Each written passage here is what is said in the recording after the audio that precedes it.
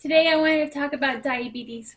What people don't tell you about diabetes, the hardcore daily activity stuff people do not talk about when it comes to diabetes, especially type 1 diabetes.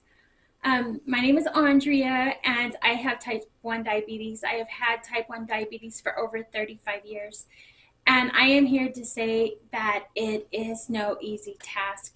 No easy task. And I know that there's doctors out there that are like, well, if you just carb count, if you just do walking, if you just do this, if you just, they give you an ABC 1, 2, 3 list if you just. But let me tell you something. When you have type 1 diabetes, your pancreas is what makes your insulin, right? But your pancreas is no longer working. So it's hard to figure out how a pancreas thinks, right? So if our pancreas isn't working, we need to figure out this step into play and try to figure out a way to compensate for our pancreas is not working. We have to step into the role of a pancreas. And a lot of us, or the majority of us, do that with having insulin pumps. I'm not sure if there's still some of you out there on the syringe and vial insulin. However, if you are, I just, I am wishing you the best, because that's a hard one also to cope with type 1 diabetes without an insulin pump. I did that for 30 years with no insulin pump. So I've only had my insulin pump for the last 5 years, but let me tell you, it has made a great big difference in my life. Um, yes, we still have to pay attention to two things: what we eat, how many carbs, what our exercise is, this, that, something else. Okay, we do have to pay attention. However, I remember that there was times like your sugars are high, and if you have a vial and a syringe, you're trying to check your sugars. I even still try to check my sugars right now, like even at a stoplight, or like you're in your car, or you're trying to take a shot in between lights, right? If you're trying to bring down your sugars, you take an insulin shot to try to bring down your sugars. Um, I do remember that with having an insulin pump, sometimes that's not the easiest thing either. Yes, it has the benefits of your insulin constantly going on, is you don't have to take the shots, but nobody really talks about what it's like to sleep with an insulin pump. What if you sleep with no clothes on? Then what happens to your insulin pump? I have an insulin pump right here, and I'm going to undo it for the sake of this video. I don't know if you can see it, but I'll undo it for the sake of the video. I'm trying to take it off. It's being stubborn. Okay, see, this is an insulin pump, right? And see the tubing? And then this is what connects to your body, because there's a little cannula that's on you that's attached to your body. But this thing, if you don't have it right, you can lift your arm up too high, or it depends where you have it at. But and it can just rip right out of your right out of it'll rip right off, or take the actual cannula part out of your body. And then I've even gotten this caught on doors, if I'm passing a door, or on my kitchen drawers, or maybe you get wrapped up in it at nighttime if you are not wearing, if you're not wearing clothes that this can attach to, then it can get wrapped up in you, or it can get wrapped up in the blankets you that you have. It's a character within itself.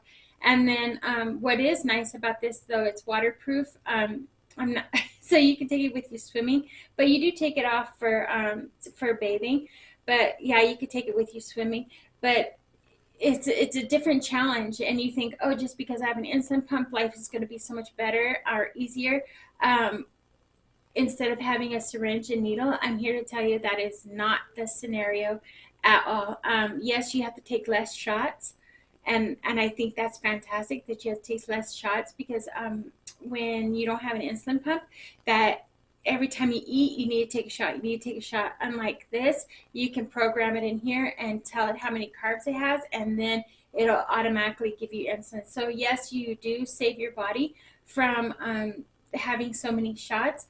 However, it's still hard. And then because I've had diabetes for over 30 years, I have a lot of scar tissue from taking shots for so long, that I have a lot of scar tissue. So sometimes the insulin, it doesn't go in your body, it gets blocked. because of so much scar tissue. So it is really hard when it comes to things, right? Or also, have you ever thought, in case of emergency, what would you do if you didn't have enough insulin on you? So because you were used to carrying our pump, and then actually you need a vial of insulin with you. So in case of emergency, what do you do? And so what I like to do is at nighttime, if it says I still have 20 units left on this, I don't like to go to bed with small amounts of units left. I like to change it out and so it's full. So in case of emergency at nighttime and you have to get up and go, you don't have to worry about do I have enough insulin, right? You can just literally get up and go. And those are the type of things that you need to think about when you're having a pump. However, versus when you have insulin and a syringe, usually I have a little case I carry.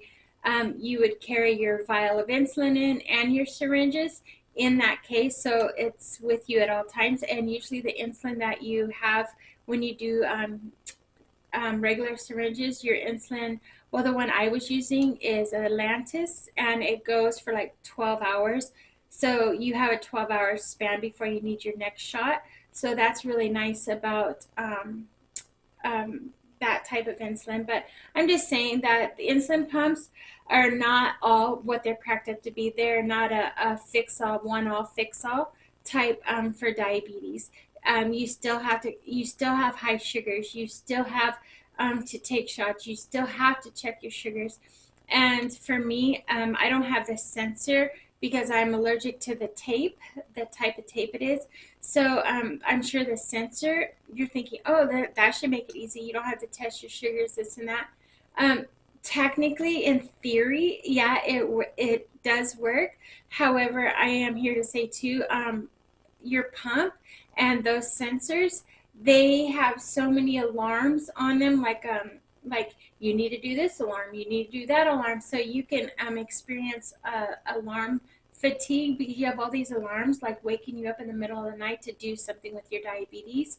And so I'm just saying it is diabetes is no joke. No joke whatsoever.